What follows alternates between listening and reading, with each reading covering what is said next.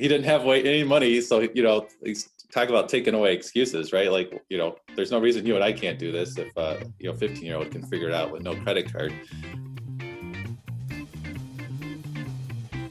Welcome to the Hire Yourself podcast. If you're ready to take control of your destiny, build wealth, and live life on your own terms, this is the place for you. Each week, Pete and I talk about business, franchising, and personal growth to help make you more successful. Well, Sean, thanks for joining me today. I know Pete's off having some fun, so I thought you and I could share a little bit about the genesis of this podcast for Hire Yourself, and it's been a huge success. I've really enjoyed doing it, and I appreciate all the help that you've kind of given us as we kind of got up and running and have been doing this for last year. Tell me a little bit about what your thoughts are about the value of a podcast.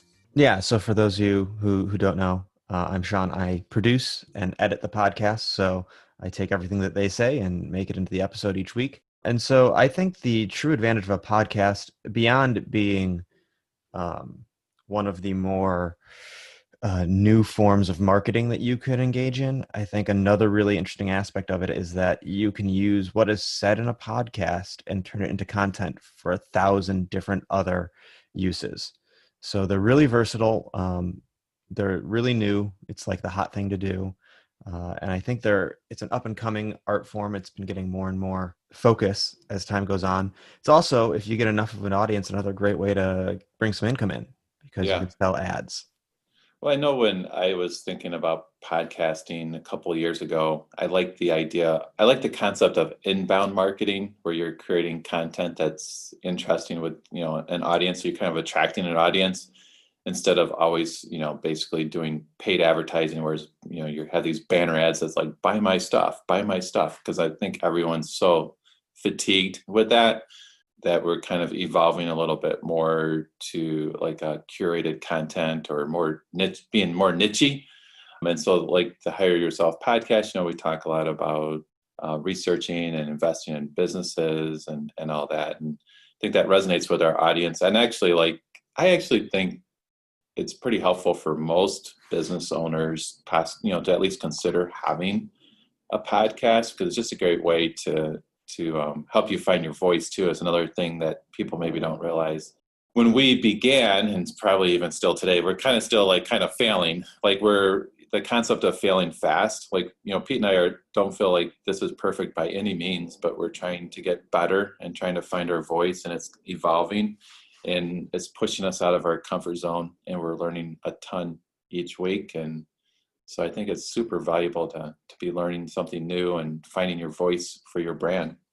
Yeah, and I think there's something to be said about, if you're a business owner who doesn't want to take on the work of doing your own podcast, or you don't think you have enough to talk about, there are always podcasts that are looking for guests. And that's another great way to get out there and one way or another promote your product. And I think the other great thing about being on a podcast or developing your own is it's a way to show and connect with your audience in a more personal way.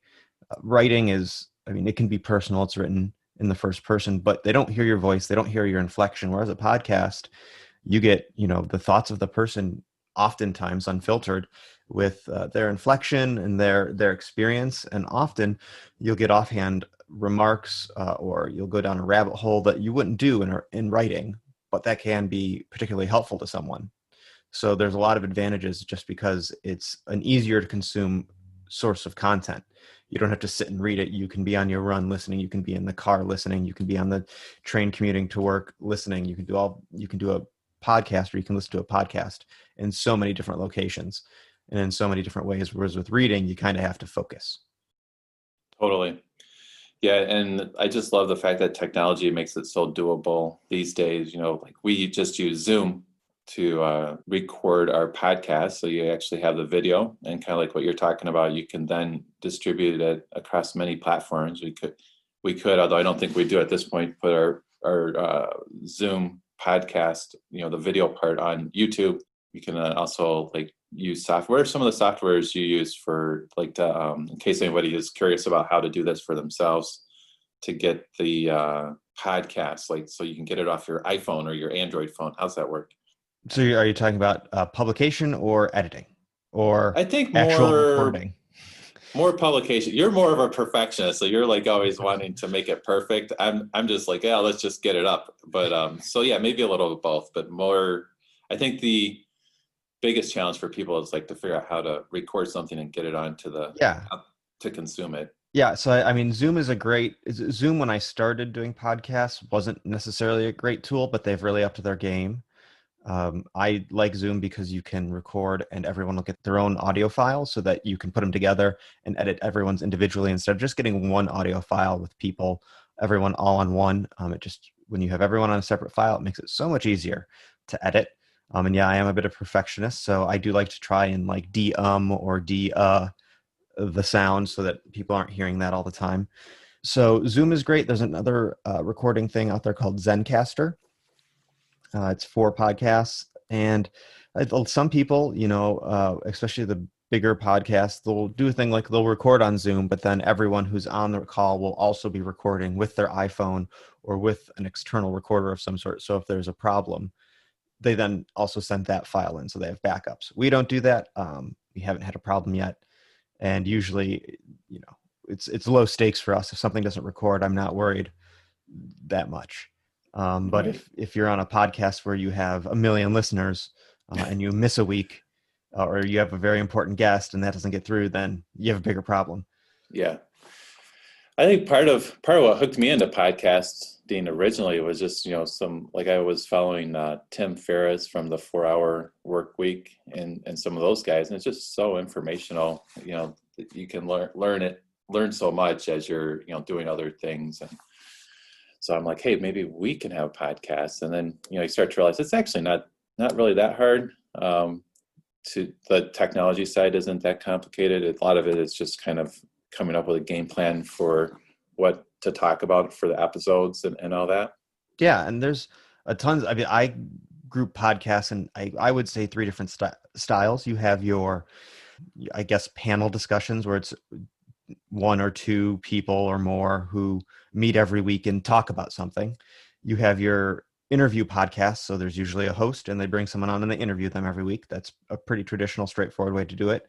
And then there's the, for lack of a better term, like the NPR podcast, where it's a research and it tells a story, and those are harder. um, Kind of almost like a radio station where it's one person yeah, kind of talking the whole time. Yeah, yeah, I there's think like a that would be narrator. hard. Yeah, Yeah. there's like a narrator. You need a lot of staff for that usually. It's hard to do on your own. Whereas if it's just a couple of people talking, or if it's an interview, it's not that hard to put together. So, that's a huge thing to think about. And I'd say on How Yourself, we do a mix of interview and panel, because some episodes there'll be just Nat and Pete talking, and some episodes we'll bring on a guest. And I think if you've listened to all of our podcasts from the beginning, there's been an evolution, because originally we did these little 5 minute every day quick podcasts. And then we did that for, I think, a month and a half or 2 months, took a hiatus, came back and did, I guess, our newer form, where it was more basing it on a topic, and Nat and Pete would talk through and give advice and talk through these things.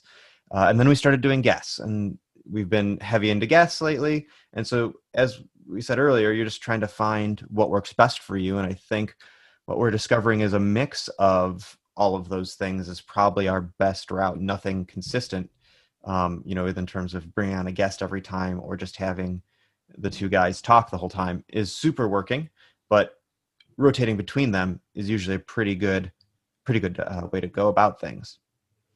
Yeah, I like to mix it up a little bit. And it is fun. And it's, you have to admit, like with the COVID that kind of hit us this spring and summer, that kind of put everybody on their heels, but we did a pretty good job of still publishing once a week. I do think probably consistency is one of the most important things, even if you're not 100% excited about the topic. I think you got to keep on getting the batting practice and getting out there and finding your voice. If you take off a week, then next thing you know, it's a month, and then it's 3 months and 6 months, and it's a slippery slope, just kind of like with working out, right, Sean? Yeah, yeah. No, it is. I think when COVID hit, I think in April, I think we took about a month off, or maybe a few weeks. Maybe it felt like a month. Yeah. But I think in April, a week felt like a month. So yeah, so we took about and it was a little bit tricky getting back into the groove after that. And this episode, Pete's not here. We're still publishing because we know it's important to keep that consistency, that once a week that people kind of expect. So consistency is important, and consistency in publishing is probably more important than even consistency in type of episode. Although, if you're an interview episode and suddenly for one episode you start switching around to other things, people might be confused by that. But if you're in whatever you set your standard to, uh, consistency is key, and you just keep on going on that consistent path. That's not to say you don't adjust as you go along. I think I kind of alluded to, we've adjusted this podcast as we've gone along, been trying different things, seeing what works, and we're not afraid to change it. Even if it's working okay, we want to make it better. Exactly.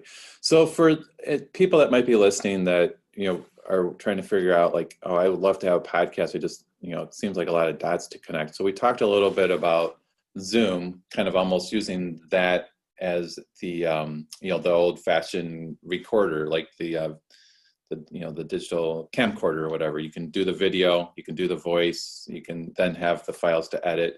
What other technology stack are we using, Yeah. Sean? So once you record, you have to do something with those audio files usually. I mean, you can take the audio files from Zoom and they're an audio file. You can publish them directly to your whatever your hosting site is, but most times people will run it through some sort of audio editing software.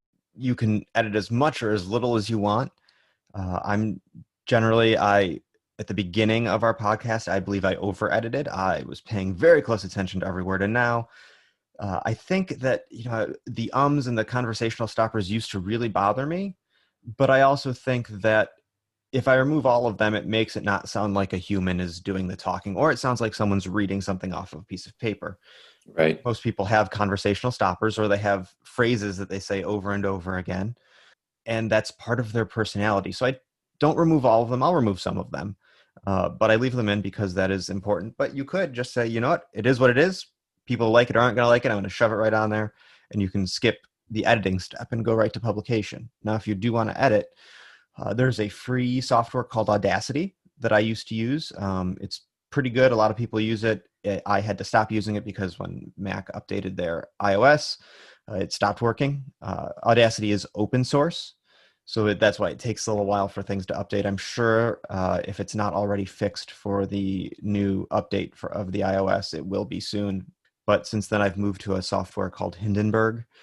It seems to be popular for newscasters and things like that. The other really popular one, also more expensive, is Adobe Audition. Harder to use, but I think it's what the professionals use. Other people use GarageBand because it comes on a Mac. I tried it; it didn't work quite as well for me as I wanted to. So there's a tons of options for out there for audio editing, and most of them are pretty straightforward. Like I said, Adobe Audition is probably the most complicated, but other than that, there's a lot of easy, quick things that you can learn how to do to edit. Yeah, so that's the editing part, and then editing, you go to publication, and that's a bit of a two-step process usually because you have to put it somewhere that'll host the podcast. And so at Hire Yourself, we use Libsyn. Other people use Spotify, and then I know Nat, your son used one, and I already forgot what it was called. Yeah, it was pretty cool. My son, when last year when he was 15, and I don't know if some of his classmates were kind of egging him on, or the girls were, trying to get him to do this, but they're like, George, you should start a podcast. So he had in his head that he wanted to start a podcast, and I'm the kind of dad that's kind of more, I'm pretty hands off with that stuff because I want to see how motivated, he is to figure it out. So he actually went and researched and found this website called Anchor, and it's a free resource.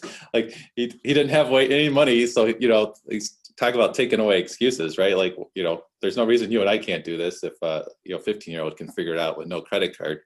And sure enough, like next day he pretty much had a podcast, and then he was recording each week doing his podcast, and it just was all about fitness and working out and everything. So yeah, Anchor was that website. We use Libsyn. So it's not, the technology is out there. You just have to kind of try it and be willing to not be perfect to get started. Yeah, and it's most of these hosting sites are pretty straightforward. They let you do as much or as little as you want to do in terms of SEO, writing descriptions. If your thing is just, I'm going to put it up there and I'm going to put a title on it, and that's it, then that's all you really need to do. The other thing you have to figure out once you get your hosting platform is where you're going to post it. So there are places like Apple Podcasts, obviously Spotify is a place. There's a ton of other places that you can send your podcast out to for people to listen to it. That setup takes a little bit more work, but it's not exceedingly complicated. Apple has probably the hardest setup process, but they also have a really good explainer system for you. So it's nothing too hard to get your podcast out there. And then once you publish it, the other thing you probably want is a website for it, so that you can also send your podcast to something you own, as opposed to just leaving it on Apple Podcasts. So on the Hire Yourself website, we just added a page that we send an RSS feed to every time we publish a podcast. I think you can go through and see everything we've ever done, but also that keeps like the top 5 or the most recent 5 up at the top, so you can follow along week to week. Yeah, and you could, like, even if you wanted, even if you didn't really have a website, you could post it to your LinkedIn or something like that, right? Yeah, there's always links to anything that you create. You can grab the link, the permanent link to that podcast episode, and toss it up on your LinkedIn or on your Facebook or wherever you're attracting an audience. Yeah. Awesome. Well, I appreciate you taking a little time to pull back the curtain and talk a little bit about what we're doing with the Hire Yourself podcast. It's been fun, and we have a lot of big plans for 2020 and 2021. Yeah, no, it should be fun seeing where this all goes. All right. Thanks, Sean. Thanks for joining us today. Thanks for listening to the Hire Yourself podcast. For more resources, check out our website at hireyourself.com. And remember to subscribe to this podcast to receive each episode. Please leave us a rating, and we'd love to hear your feedback and suggestions for topics.